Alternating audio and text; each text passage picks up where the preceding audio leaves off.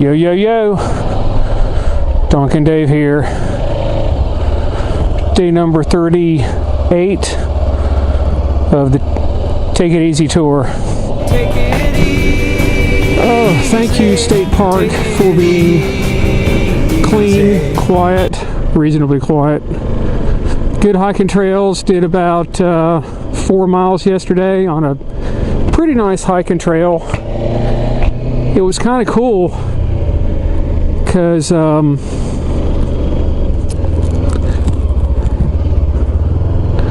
it's pretty cool because I'm on this trail and there's bears out here and there's moose out here, and you just don't know if you're going to meet up with one. And it was a very curvy trail, is in the woods, so you just don't know what you're going to get. And then the other thing about it was we're in the middle of a glacial moraine, and as I've explained earlier, that's where a glacier came in, pushed rocks and debris and everything in front of it, and then as it receded, as it melted, it left the rocks. So that was really cool to see. I mean, these ginormous freaking rocks just sitting out here in the middle of nowhere, you know. And where'd they come from? Well, you know, glacier had to push them there. So that was pretty cool to see. And I've had, I'll see if I can do this. I've had 2 epiphanies in 24 hours. And one is really painful to talk about, so I'm not going to talk about that one.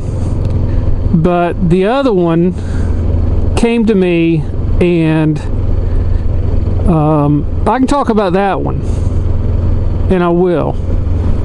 So, and here we go. Brief moments in your life, very, very brief moments in your life, you make a decision, and at the time it might seem like the right decision or even a minor decision, and those can have lasting effects on the rest of your life.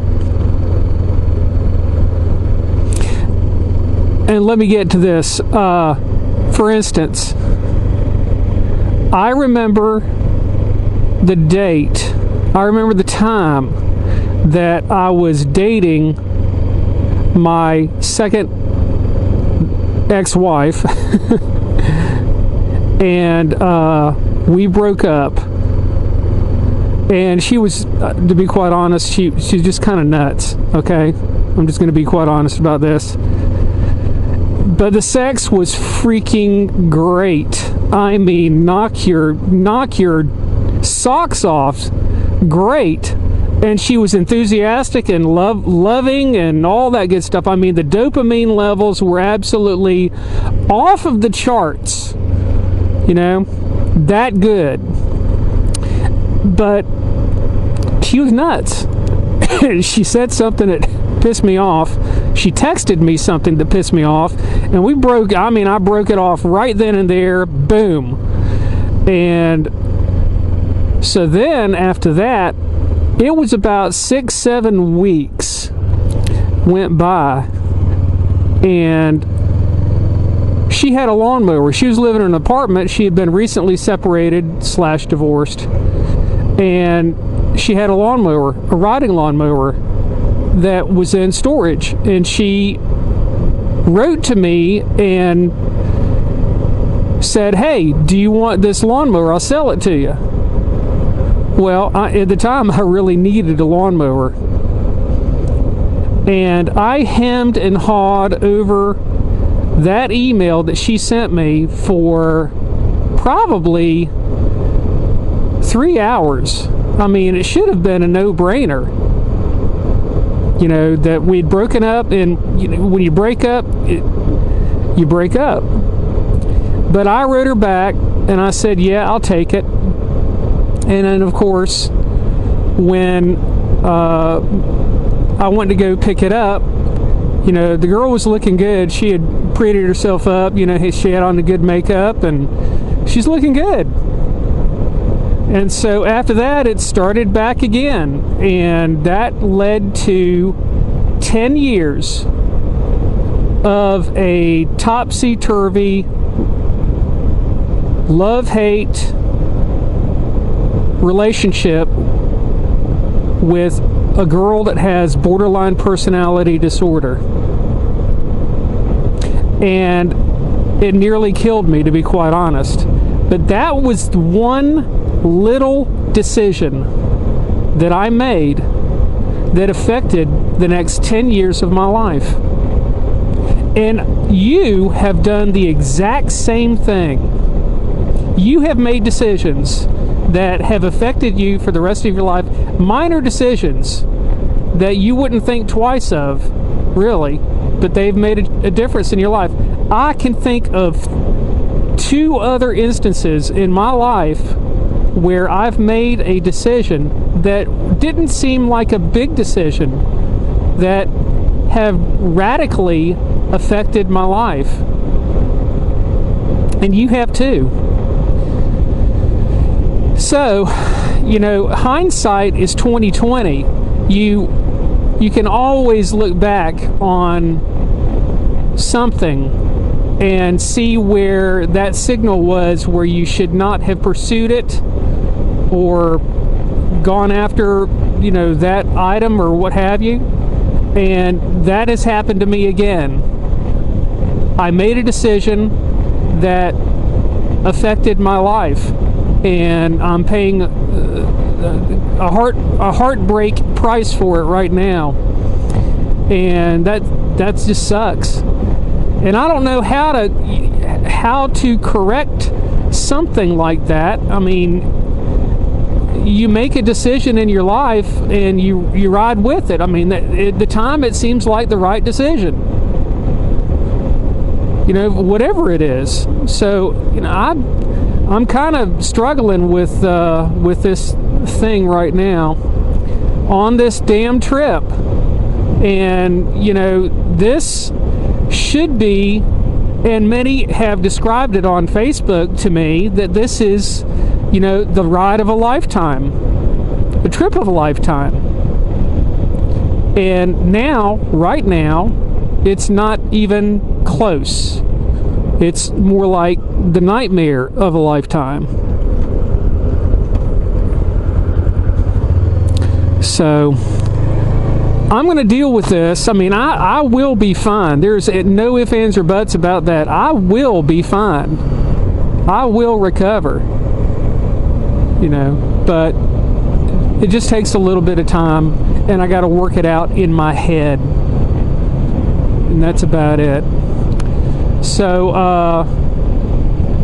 we're going to try to get back into fucking Bangor, fucking Maine, and get this damn tire put on so I can go on my trip. I'm so tired of it.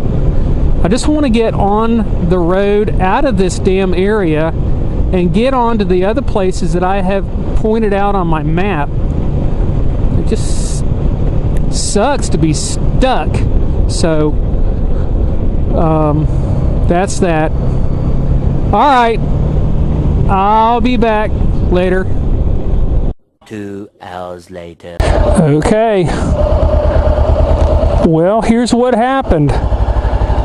I went into the shop to see about my tire because they said it would be here today, and it wasn't there. Holy nightmare. And I pitched a royal freaking fit that tire wasn't in. I mean, if you think about it, they could have gone to Amazon, gotten an Amazon Prime account, and been ordering tires from other places and had 2-day shipping for free. But I know what they're doing. They're sitting there, they want to have the markup so that they can charge the customers more and all that crap instead of giving good service. So now everybody has to wait. So that's what happens. You know, crappy service. But what they did is they took a tire that they had laying around. It's another TKC 80, the same damn tire that I had on the front. Somebody else had ordered it. So they put that on, and gave me another TKC 80, which I don't mind that if it functions, if it works fine, that's great.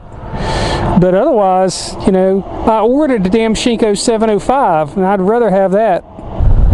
Man, oh man, oh man, this thing feels so much better. It's so much smoother. Oh, no more wop, wop, wop, wop, wop. And the guys in the shop, they were okay about it, but they said that knobby tires, they just wear funny. They obviously they don't last as long as street tires, but he said that the weight that I was carrying and the way that I was riding was affecting the tire. I don't know if that's exactly true. I think it was a bad tire. But finally I can get the hell out of Bangor, Maine. Yuck. Get the hell out of here. So that's it. I'm headed north. Alright guys, we're at another destination, and it is America's First Mile, located in Fort Kent, Maine. This is where the original US 1 was started. It started here in Fort Kent, Maine, and it goes all the way down to Key West, Florida. 2,446 miles of US 1. It was the original highway, and as you probably can think, I-95 replaced it. But this is one of those routes in the United States. I believe it's the longest road in the United States, and it starts or ends right here, whichever you want to call it. It could either start or end, but it's been a kind of a bucket list item for me to get here, to get to the very end of US 1, or the very start, and of course to get down to Key West eventually on my motorcycle and see where it either begins or ends, whichever you want to call it. But it's been a bucket list item, so we're doing it. Yay, Donk! We got it, Donk! We got all the way here to US 1, America's First Mile. How about that? And with that, we had a very long ride today, and we're at the very border of the United States and Canada. If I cross that bridge right there, I would go into Canada, and I'm not going to do that yet, but we'll see what happens.